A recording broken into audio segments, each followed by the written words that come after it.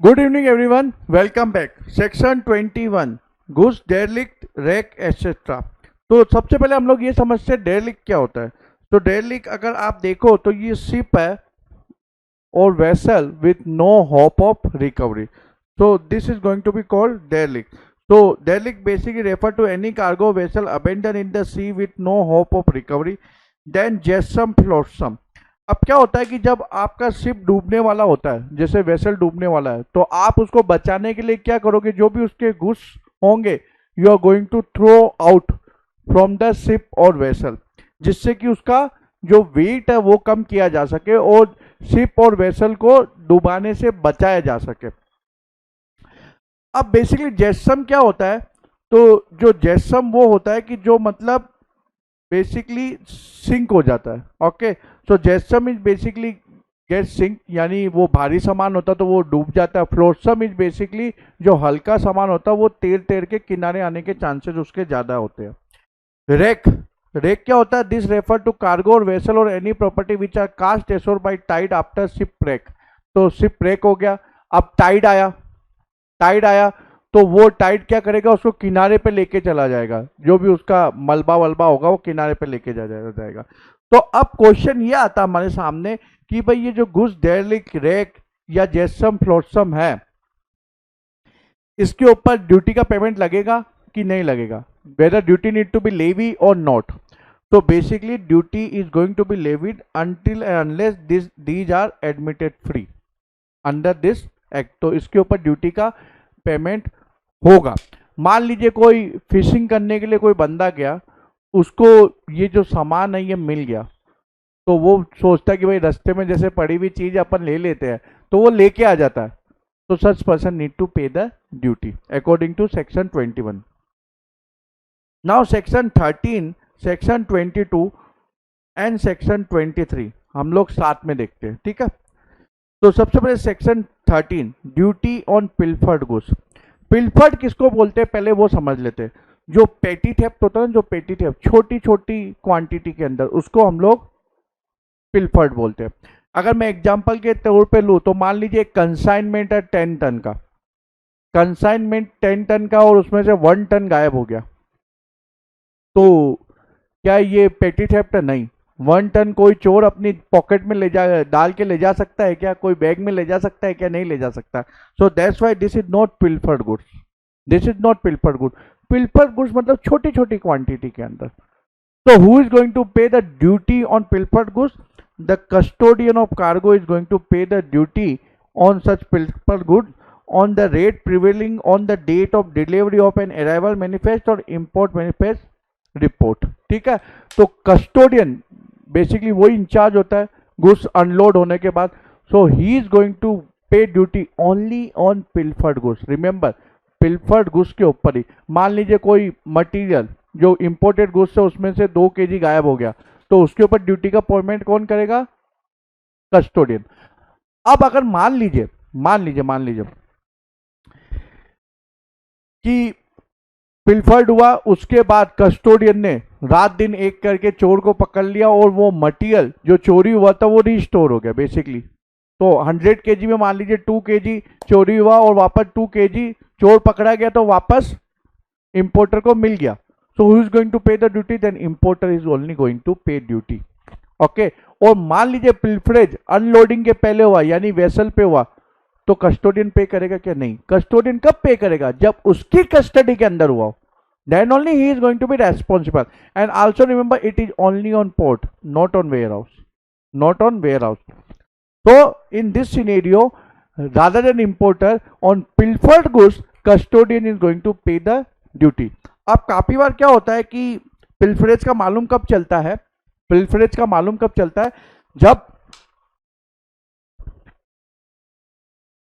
Importer duty का payment कर देता है, फिर वो मटेरियल लेने के लिए जाता है, तब उसको मालूम चलता है पिल्फरेज हो गया। Then in that scenario he is going to get the refund. Importer is going to get the refund from custom department. Now section 23 remission of duty on lost, destroyed or abandoned goods. अब lost चला गया, destroy हो गया, मान लीजिए किसी वजह से भी वो डेस्ट्रॉय हो गया, ठीक है, मतलब you can not recover those goods. तो और अबेंडन गुड्स, अबेंडन गुड्स, अब अबेंडन गुड्स क्या होता है कि जिसमें जो इंपोर्टर है वो किसी एक्स वाई जेड रीजन से जो अपना टाइटल है, because he is the owner, he is going to transfer that title in the favour of custom department, in the favour of custom department. अब आपका क्वेश्चन होगा कि सर क्यों क्यों करेगा वो ऐसा? मान लीजिए जब उसने इंपोर्ट का डिसीजन लिया, ठीक है, और जब वो गुड्स एक्चुअल में इंपोर्ट हुआ, जब तक मार्केट रेट काफी डाउन हो गया, या वो ऐसा गुड्स है जिसकी वैल्यू ही नहीं रही क्योंकि वो डिले आया, जैसे न्यूज़पेपर या मैगजीन। अगर मान लीजिए मैगजीन, कोई फॉरेन मैगजीन आप मंगाते हो मई के अंदर, ठीक है, मई की मैगजीन है मई के अंदर, अब वो मान लीजिए जाके सितंबर या अक्टूबर में आएगी तो वो रद्दी के भाव हो जाएगी। तो that's why the now the goods that goods does not have much value. तो उससे अच्छा तो वो ड्यूटी पेमेंट करने की बजाय वो बोलेगा बॉस मेरे को ये गुड्स चाहिए ही नहीं, तो he is going to transfer the title in favour of custom department. तो उस मामले में there is going to be the remission of duty. So remission of duty in case of lost, destroyed और abandoned goods, ठीक है। Then section 22 abatement of duty on damage और deteriorated goods. तो damage हो गया गुड्स, ठीक है, या डिटोरिएशन, जो डिटोरिएशन होता है वो नेचुरल वजह से होता है, जैसे मान लीजिए जो सॉल्ट है, ठीक है, या फिर आपने फ्रूट इंपोर्ट किया तो डिटोरिएशन होता है, करेक्ट। तो ये सब चीजों के अंदर क्या होता है, अबेटमेंट ऑफ ड्यूटी होती है। तो damage is basically physical damage and deterioration is the reduction in the quality of goods due to natural causes. अब नॉर्मली जो मैंने देखा स्टूडेंट के बीच में सेक्शन 23 और सेक्शन 22 के बीच में कंफ्यूजन हो जाता है। तो always remember keep this in mind that section 22 is basically quality loss, damage और डिटोरिएशन। सेक्शन 23 लॉस्ट, डेस्ट्रॉय या रेलिंक्विशमेंट, यानी कि आप गुड्स अबेंडन कर देते हो। तो in that scenario you are going to apply section 23। so section 23 is basically quantity loss and section 22 is quality loss. so section 22 is basically abatement of duty on damage or deteriorated goods. अब basically इसके अंदर क्या होगा कि जो abetment होगा वो कैसे होगा, how you are going to calculate, बहुत सिंपल है। मान लीजिए वो जो डैमेज है या डिटोरिएशन है वो हुआ ही नहीं है, तो उसके पहले कितनी ड्यूटी पेबल थी? अगर मान लीजिए वो डैमेज या डिटोरिएशन नहीं हुआ है तो क्या ड्यूटी पेबल थी, क्या वैल्यू ऑफ गुड्स थी, और डिटोरिएशन या डैमेज के बाद क्या गुड्स रह गई उसको इनटू कर दो आप, ठीक है। अब इसका हम लोग कैलकुलेशन कैसे करेंगे? तो वैल्यू ऑफ डैमेज और deteriorated goods that is going to be ascertained by the officer, या फिर such goods may be sold by the proper officer by public auction और बाय टेंडर और with consent of owner in any other manner. तो उस हिसाब से हम लोग वैल्यू डिटरमाइन करेंगे और ग्रॉस सेल प्रोसीड लेंगे। और फिर जो अबेटमेंट का अमाउंट क्या होगा, duty leviable on the goods before damage और आफ्टर। तो बाकी का अमाउंट क्या, क्योंकि ये पेमेंट करना है तो बाकी ऑफिसर क्या करेगा, अबेटमेंट बाकी ड्यूटी के लिए दे देगा। तो दिस इज सेक्शन 22। अब इसमें आपको खास तौर पे क्या ध्यान देना है, तो ये ध्यान रखिए सेक्शन 13 जो पिल्फरेज ऑफ गुड्स है, गुड्स एट पोर्ट। पिल्फरेज पहले हुआ है तो मैंने क्या बोला था, मान लीजिए वेसल के ऊपर पिल्फरेज हो गया, अनलोडिंग के पहले हो गया, तो कस्टोडियन पे नहीं करेगा, कस्टोडियन की कस्टडी में तभी वो ड्यूटी का पेमेंट करेगा, ठीक है। और वेयर हाउस पे हुआ तो नहीं, ओके। सेक्शन 22 डैमेज या deterioration basically quality loss, okay, quality loss.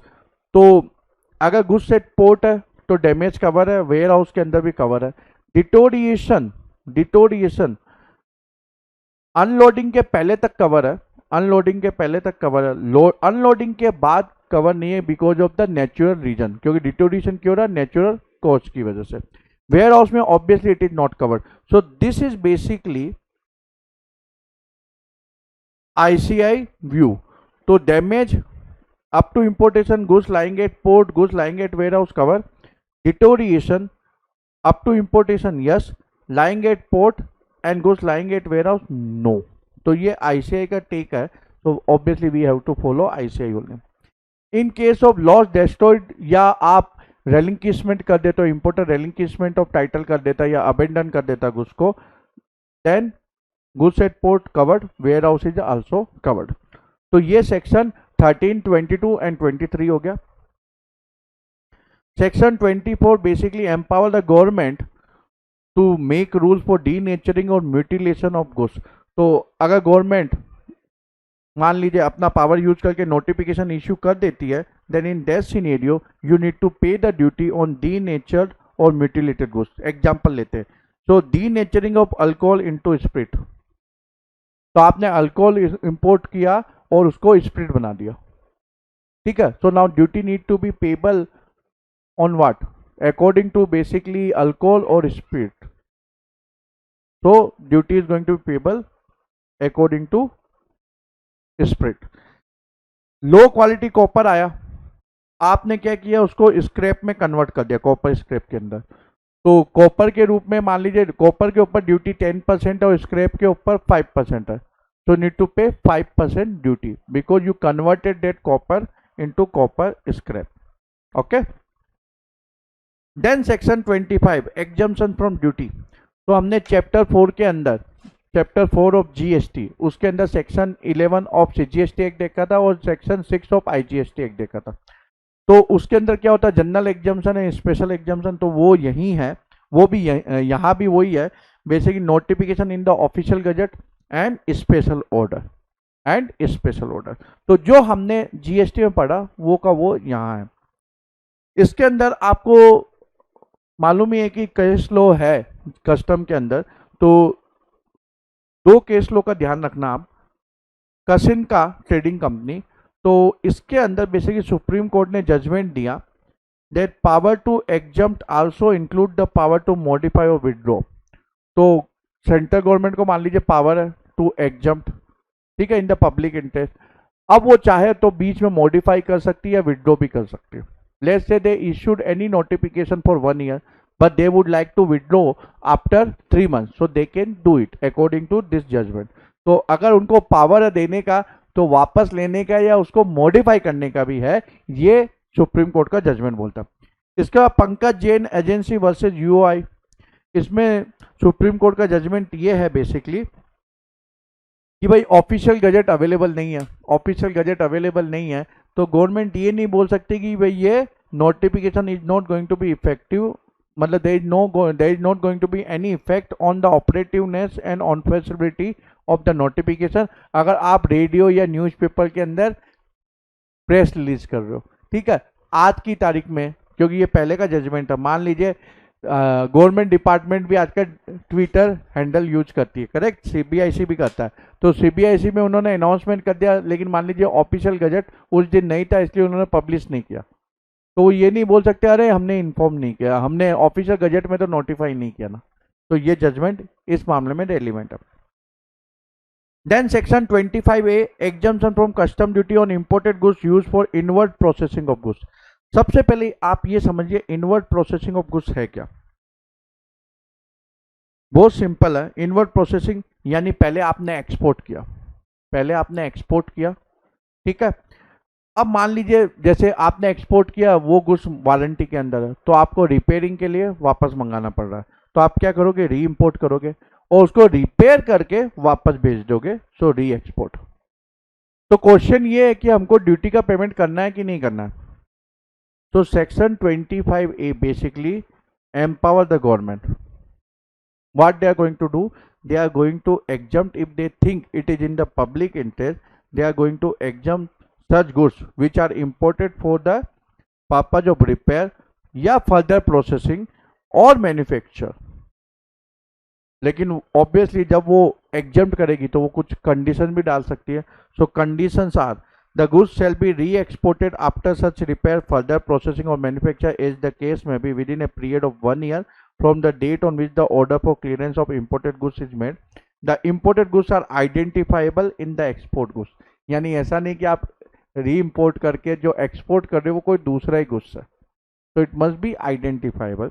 Such other condition as may be specified in that notification. तो ये तो हो गया inward processing of goods. Then section 25B which is going to prevail over section 20 जो हमने पिछले session में discuss किया, it empower the government again for exemption, but this is for outward processing. अब आउटवर्ड प्रोसेसिंग क्या होगा, ठीक उसका उल्टा।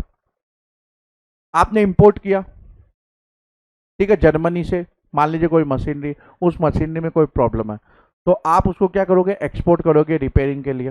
उसके बाद आप उसको री इम्पोर्ट करोगे, ठीक है। तो हमने ये भी पढ़ा था कि भाई ड्यूटी का पेमेंट बनेगा ना सेक्शन 20 के अंदर। तो गवर्नमेंट को सेक्शन 25 बी एम्पावर करता है। तो अगर गवर्नमेंट ने नोटिफिकेशन इश्यू कर दिया, and remember this is going to prevail over section 20, तो ड्यूटी का पेमेंट नहीं बनेगा, क्योंकि in public interest government is going to exempt. What is going to be the condition, पहले आप ये समझ लीजिए कि रिपेयर के लिए हो सकता है, फर्दर प्रोसेसिंग और मैन्युफैक्चर के लिए भी हो सकता है, और कंडीशन ऑलमोस्ट सेम है। द गुड्स शैल बी री imported into India after such repair, further processing or manufacture is the case में within a period of 1 year from the date on which the order permitting clearance for export is made। क्योंकि यहाँ आप क्या करोगे, export करोगे, उसके बाद re import करोगे, तो 1 ईयर में ये होना चाहिए। The exported goods are identifiable in the re-imported goods, basically same goods होना चाहिए, and such other condition age may be specified in that notification। अब इसके अलावा आप Mangalore refinery and petrochemicals limited versus CC, जो सुप्रीम कोर्ट का judgement है, वो भी याद रखिए। अब जो बिल ऑफ लेडिंग है, उसके अंदर मान लीजिए कोई क्वांटिटी लिखी हुई है, ठीक है, ऑयल की। बिल ऑफ लेडिंग क्या है, बेसिकली कंसाइनमेंट नोट है। बाकी हम लोग चैप्टर 5 के अंदर डिस्कस करेंगे, चैप्टर 5 के अंदर we are going to discuss. तो बिल ऑफ लेडिंग के अंदर जो क्वांटिटी लिखी है, लेकिन जो एक्चुअल में क्वांटिटी आई वो कम है, तो अब ड्यूटी पेमेंट किसके ऊपर होगा, जो बिल ऑफ लेडिंग, जो कंसाइनमेंट नोट में क्वांटिटी दी हुई वो, या जो एक्चुअल में मिली है उसके ऊपर। तो सुप्रीम कोर्ट का जजमेंट बोलता है कि जो एक्चुअल में आई है सोल टैंक के अंदर, that is going to be the quantity on which duty need to be paid. तो बिल ऑफ लेडिंग की क्वांटिटी के ऊपर ड्यूटी पेमेंट की जरूरत नहीं है। यानी कि 1000 kg 1000 लीटर मंगाया, आया 950, तो need to pay 950 on 950 only. Bill of lading में 1000 लीटर लिखा हुआ, कोई बात नहीं, actually you receive 950 litre, then you are going to pay duty on 950 litre. Then another judgement Tirupati Udyog limited versus UI. इसमें क्वेश्चन ये था कि बेसिकली जो डीटीए से हम लोग एससीजेड यूनिट को सप्लाई करते हैं, यानी सेल करते हैं, तो that is going to be liable for duty. So the clearance of goods from DTA, domestic tariff area, to SCZ is not liable to export duty either under the SCZ Act or under the Custom Act 1962. So this complete revision of chapter 1. Thank you very much. Bye bye. All the best.